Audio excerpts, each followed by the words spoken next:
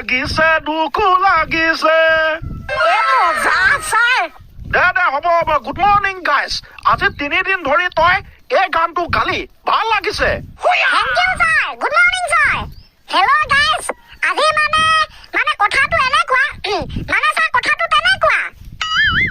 বুদ্ধা কি hello' guys আজি মানে কথাটো এনেকুৱা তেনেকুৱা এনেকুৱা কথাটো ক না তাইক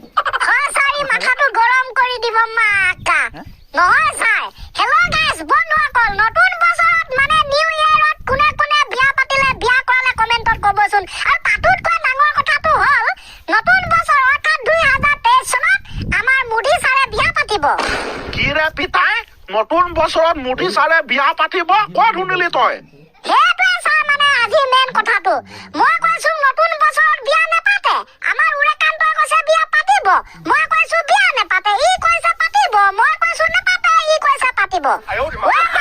মই কেতিয়া ক'লো তোক বিয়া পাতিব বুলি আমাৰ মোদী ছাৰে ইমান এটা ডাঙৰ কথা ছাৰ মই কোৱা নাই কিন্তু দেই তই এইবিলাক যি টি কথা উলিয়াব নোৱাৰিবি তো আৰে ছাৰ এইটো কেৱল আৰম্ভণিহে সমাপ্তি মাৰিছো আপোনাৰ পৰা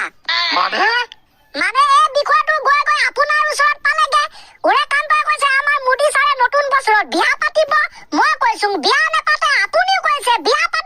পাতিব মুঠতে আপুনি দুজনে আপোনালোক দুজনে বিয়া পাতিব বুলিয়ে কৈ আছে মই কেতিয়া ক'লো ছাৰ সপোন মাত কৰে আপোনালোক দুজনে মই কৈছো বিয়া নেপাতে আপোনালোকে কৈছে বিয়া পাতিব আকৌ সপোন দেখিছো মই 5 নিশা সপোন বোলে ফৰিয়াই গতিকে এইবাৰ মোদী ছাৰে বিয়া পতাটো খাটাং মানে ফকচ দিম কৈছো একেবাৰে মুখৰ পৰা এই ফাল্টু কথাবিলাক একেবাৰে বাহিৰ হৈ যাব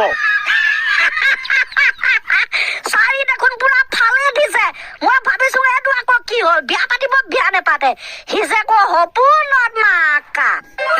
হয় ছাৰ উপায় নাই ছাৰ কথাটো শুনি ময়ো হাঁহি দিলোঙে আপুনি হাঁহি দিয়ক উপায় নাই ছাৰ মনে থাক হে ল'ৰা বেছি টেপ কৰ কথা